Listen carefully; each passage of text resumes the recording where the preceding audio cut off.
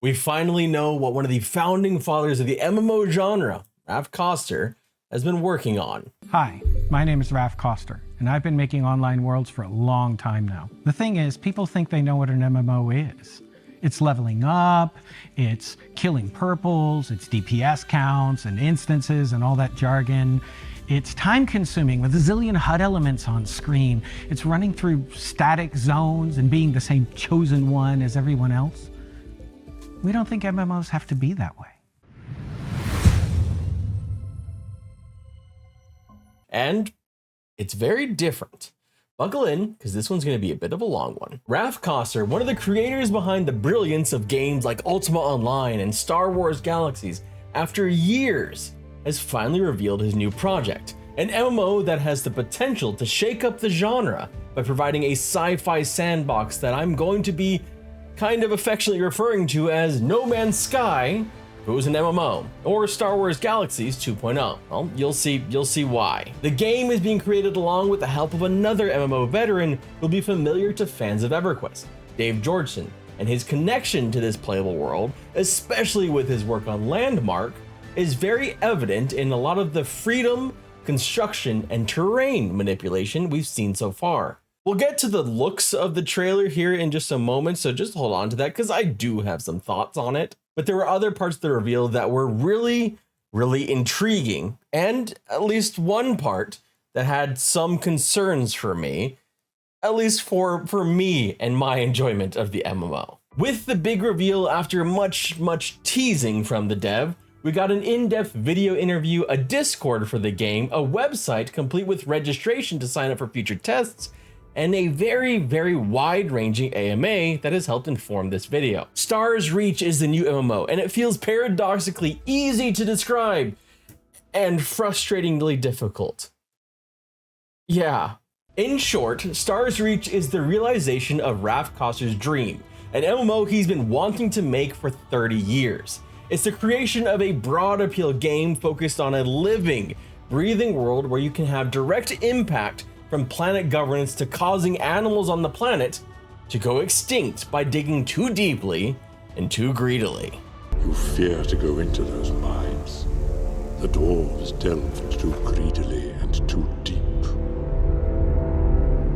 You know what they awoke in the darkness of Khazad-dûm.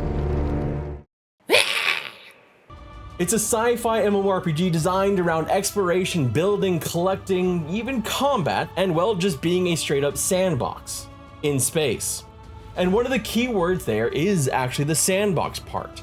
It's a fully simulated sandbox MMO built in a reactive galaxy where water flows, forests can catch fire, flora changes with heat and humidity, and can we just not have the heat and humidity that has been permeating everything? Like, my hair is doing all kinds of weird shit because it's like 82 degrees up here with like 80% humidity. Can we turn it off, please? And of course, creatures will migrate when food sources are depleted, and all of this is part of a world that does not reset. It is a persistent universe where your actions make a visible and permanent change.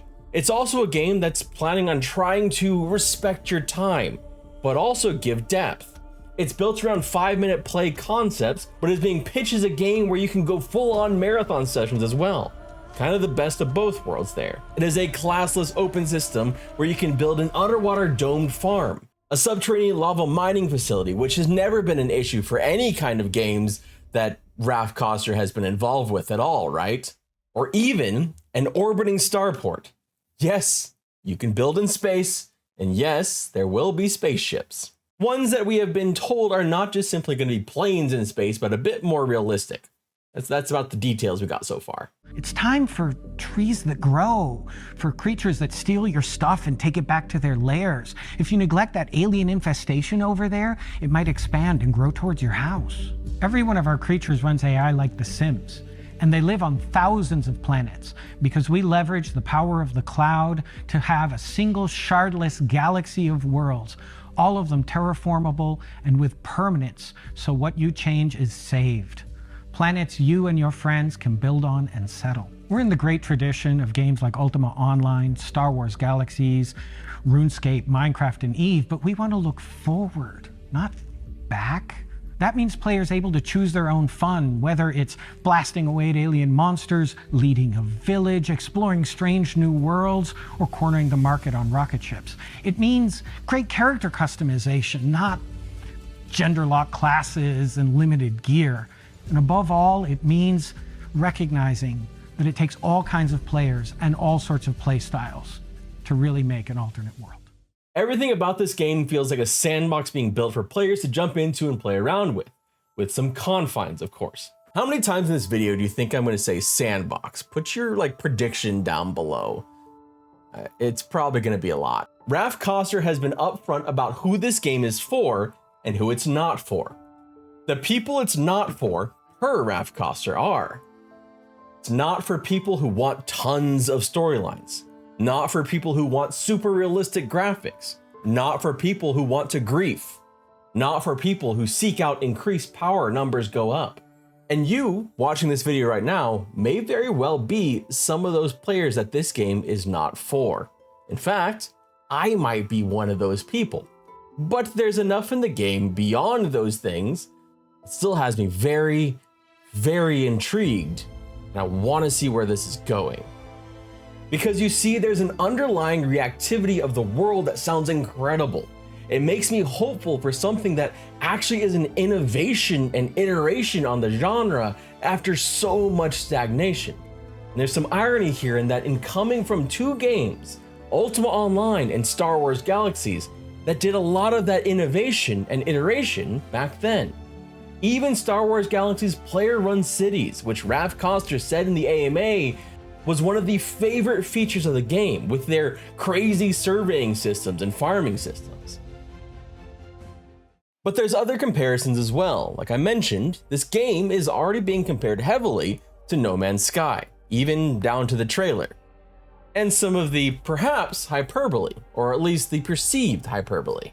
I mean, you can't say something like, Stars Reach uses simulation to a degree never seen in an MMO before.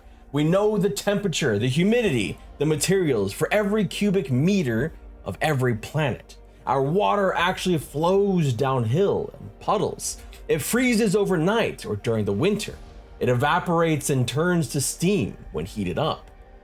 And not get compared to No Man's Sky and questioned whether or not that's being a little bit grandiose. Is a question that Raph Koster answered in the AMA. And holy shit, if the answer didn't make me feel like I went to some kind of science lesson that I was not prepared for and I did not have notes for. Raph Koster talked about how the game tracks humidity by aggregating smaller cells to determine a larger area humidities, which then allows the chemical reactions in-game that will render plants turning brown, dirt getting cracks, etc. In the AMA, we learned that this goes much further than that even. You'll be able to flatten a planet to its bedrock, driving out plants and creatures to extinction, or build massive structures. But on the note of extinction, it reminds me of something that Ultima Online tried to do back when that was one of the bigger games out there. An attempt of trying to deal with the ongoing cycle of, well, you know, as the devs create content, they're not able to create enough content for players to consume because we are freaking ravenous. Well, turns out they underestimated the ravenous part. Wouldn't care for the grass, so the grass would all become, herbaceous again. And conversely, players could kill either the herbivores, which we thought in our mind's eye they wouldn't do very much because there wasn't much value in those herbivores. And instead, we assumed that they would tend to fight the carnivores. Frankly, the service didn't work. What we discovered the moment the game went live was that players ran over the world like a swarm of ants that consumed every living thing as fast as it was possible to spawn it. They killed every creature. So here's hoping that Raph has solved this issue, since it was an issue in Ultima Online. But on the downside for me, well, I have major concerns when an MMO opts to go simultaneously for broad appeal while also seeking to heavily rely on player-created content. It's been a consistent criticism I've had for games that talk about open player-generated stories. On paper, it sounds great, In reality, you often end up with a game like Star Wars Galaxies, which struggled mightily, especially at endgame, for having large swaths of emptiness and lack of things to do. And that was even with the broadness of the Star Wars IP. Copious missions, PvP, player towns, and more, and even non-combat roles like the Entertainer. The harsh reality to me is that without handcrafted content, without stories and a world that exists before players, there's not much left when the players go away. And they will go away, because that's just how this works. An MMO needs to have content and a world with 1 million players or 10 players. It is a mighty thing to ask, but it's a very important thing for an MMO to be able to handle that flux. If it cannot, then it is infinitely more fragile as the numbers go up or the numbers drop. And as the cracks show in MMOs, players flee for fear of their time investment being wasted, exacerbating problems for those MMOs that rely too heavily on a critical mass of players. Like what happened with Star Wars Galaxies, Warhammer Online, more recently Crowfall, and less recently Ultima Online. They're not necessarily death knells, but they can exacerbate problems that force developers to adapt the vision to accommodate for the fluctuations and the lower numbers. And by lower numbers, meaning less players, less content. That's the key part of that. Less players, less content. An MMO needs a bedrock to rely on, which it does at least sound like Raph Koster's Playable Worlds is considering, as he stated in the AMA, that they have the ability to spawn handcrafted things into the world, thus assuring interested players that this is not simply modifiable terrain. With this game though, there is underlying lore for how and why certain areas of the game are off limits. But it also sounds like it's shrouded in a lot of mystery, and it may not be fully there. It may be one of those things that exists in the background as some nebulous thing, with the player created content not just front and center, but the bulk of what this game is about. It'll be interesting to see where the balance falls and if it's too far in one direction or the other, although I think it's probably going to be in the player created, if anything. It will be interesting to see how does this game work if they don't have memorable locations, central hubs that are not player created, but developer created, handcrafted places like, say, Moonglow or Theed in Star Wars Galaxies. It's actually something that we may know sooner rather than later, because that's kind of what PAX Day is dealing with right now, because they are so very player creation focused. Player cities are incredible, but an existing world with notable places, characters, and lore to build around is a special kind of magic. Long ago, an incredibly powerful ancient alien civilization terraformed whole arms of the galaxy to create what they called their garden. And they left behind their works, their robot servitors that to this day follow the orders of their long vanished masters, and of course the legacy of their genetic engineering, which includes us. A science fantasy setting full of lore and secrets, factions to join, and mysterious artifacts. So while we don't know how much of that is going to be in the game, we do know how much the player-generated side is going to be influenced by you and what you can do with it. How you can choose to play the game kind of the way that you want to play the game. It should be up to you whether you want to solo a tough critter or gather a group of 50 to take down an alien spider dragon. It should be up to you whether you work on building your house solo or bring together your guild to found a city. And someday your guild might govern that planet, and then you'll be able to decide whether to make it into a roleplay heaven or a wretched hive of scum and villainy. We know that you'll be able to govern your own worlds with your guild and actually set the tone for those worlds and what they are. It almost, in a weird way, kind of sounds like a platform more than an actual game. And I know at times this has been referred to as a platform, but it sounds like it's more an actual game now than it was back then. But it's one of those things that it almost feels easier to say it that way, because it sounds like you'll have a lot of autonomy in what you can do in the world that you govern and the rules you can set within it. If I could sum up this game so far in just a couple words, it'd be broad appeal and playstyles. A reactive world to the extreme, but with some permanence and a lot of player generated content. Look, I am not a marketing major for a reason. That's just my dumb YouTuber take on it. There's a lot more to talk about with this game, but before we get too long-winded, however long into this video this is, I'm sorry, I'm a long-winded person. We've got to talk about the trailer because the first impressions of it can be rough, and one of the biggest reasons for me was the stiffness of the animations and even the rigidity of some of the character models. I also want to point out, this is pre-alpha footage. Like Ashes of Creation, Pantheon, Ghost from Fantastic Pixel Castle, and more, they're showing footage of Star Reach long before you'd normally see it for another game. But that doesn't mean it's time to cope about massive changes either. Star's Reach has been very clear that the art style they're going for is for broad appeal, saying specifically that not only are they looking to make the game look like Breath of the Wild or Genshin Impact stylization, but also that they want to do to sci-fi genre what WoW did to the fantasy genre. They do not want ultra-realistic graphics, and they want this world to be bright and optimistic. To quote Raph, "We wanted to do to sci-fi what World of Warcraft did to fantasy, and make it colorful, welcoming, and accessible. We think the real world is grim dark enough, right?" And to that, I say, yes, but going too far in that direction, especially when they have said that their target market are adult gamers, you might go a little bit too far that way to get to a point where the target market you end up getting is a much younger market. Not saying the art style specifically, but if you make the world too bright, too happy, it might just be a little bit, of a disconnect. But I'm not designing the game. That's just my opinion.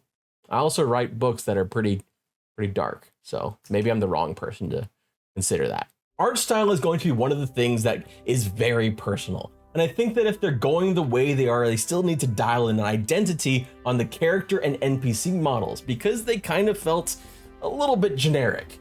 It's hard to really say with any certainty, especially at this point, but if you told me that this trailer was for a new Fortnite mode, I'd believe you.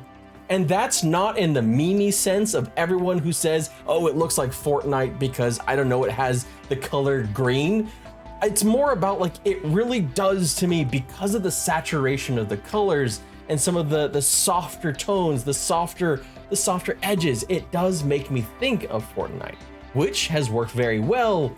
But the downside to that is that means that there isn't a specific identity for this art style for this game. It means that it will always kind of be compared to it, which, oddly enough, is one of the issues you get into with hyper-realism as well. Because in hyper-realism, a lot of the games look very similar because they're, well, hyper-realistic. The Unreal Engine 5 look, if you will.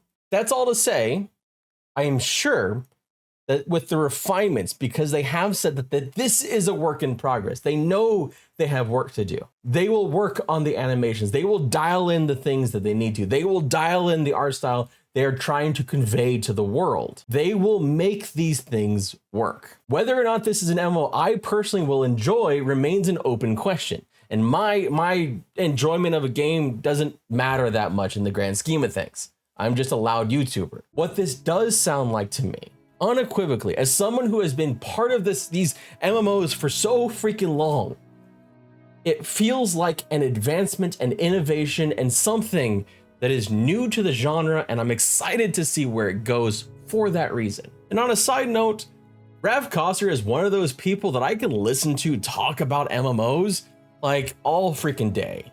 He is, after all, the architect behind 2 MMOs that were incredibly formative to me and felt like worlds, actual worlds that I could inhabit.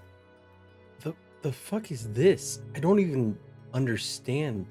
I just made it worse. What am I doing? Oh no.